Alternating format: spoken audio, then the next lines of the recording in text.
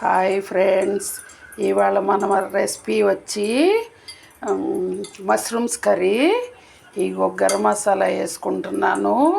ఒక యాలక్కాయ, దాల్చిన చెక్క, 4 లవంగాయలు చూడండి వేగిపోతున్నాయి. ఇవి కొద్దిగా చిటపట అన్నాక మనం ఉల్లిపాయ, పచ్చిమిరపకాయ, కరివేపాకు వేసుకుందాం. అవి వేగుతున్నాయి చూడండి. అలా వేగిపోవాలి. వేగిన తర్వాత ఉల్లిపాయ, పచ్చిమిరపకాయ, కరివేపాకు వేసేసుకుందాం.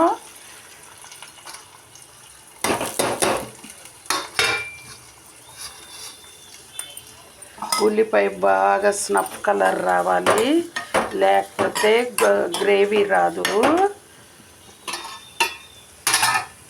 కొంచెం పసుపు వేసుకుందాం. కొంచెం పసుపు వేసేసాను.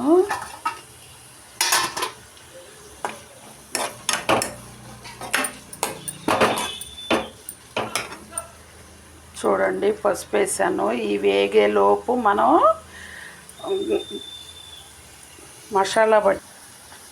మసాలా పట్టుకోవటానికి కొబ్బరి, అల్లం, చిన్నులపాయ, జీడిపప్పు, కొంచెం పెద్దలపాయ ముక్కలు, ఒక టమాటా ఇంకేసేసుకొని మనం మిక్సీ తిప్పేసుకుందాం.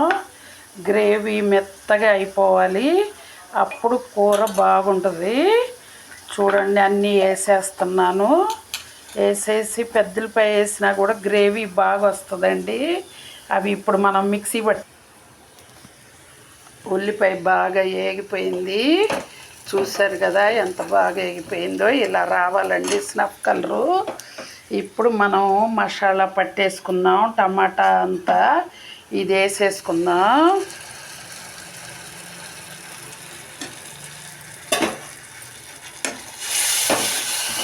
చూడండి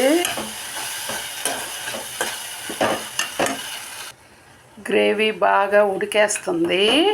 మనం ఇప్పుడు తగినంత సాల్టు,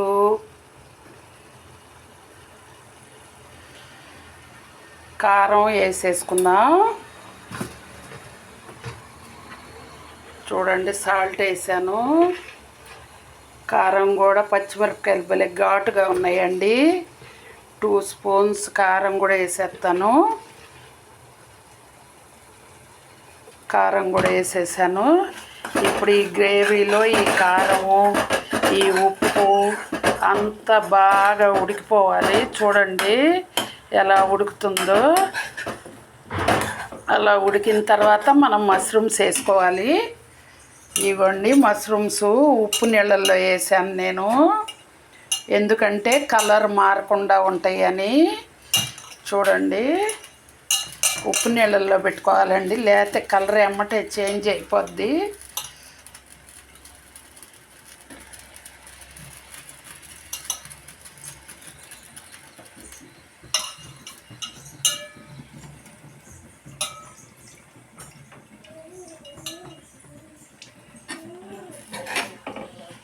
చూడండి ఇప్పుడు అంతా కలిపేసిన తర్వాత ముక్కకు పట్టాలండి, కొంచెం ఉడకాలి.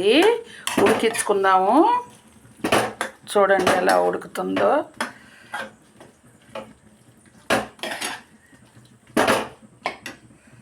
కొంచెం ఉడికించుకుందాం.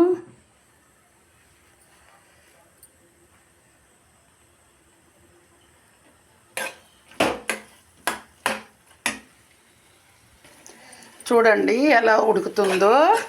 ఇలా ఉడికిన తర్వాత గ్రేవీ అంతా ముక్కకు పడుతుంది. మనం ఇప్పుడు వాటర్ వేసేసుకుందాం.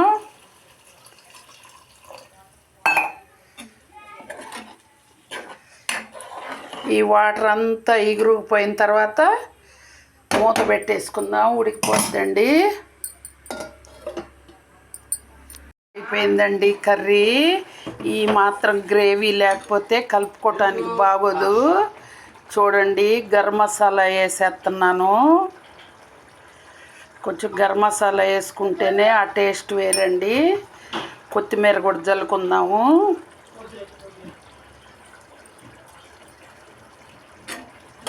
చూడండి ఫ్రెండ్స్ చక్కగా రెడీ అయిపోయింది కర్రీ.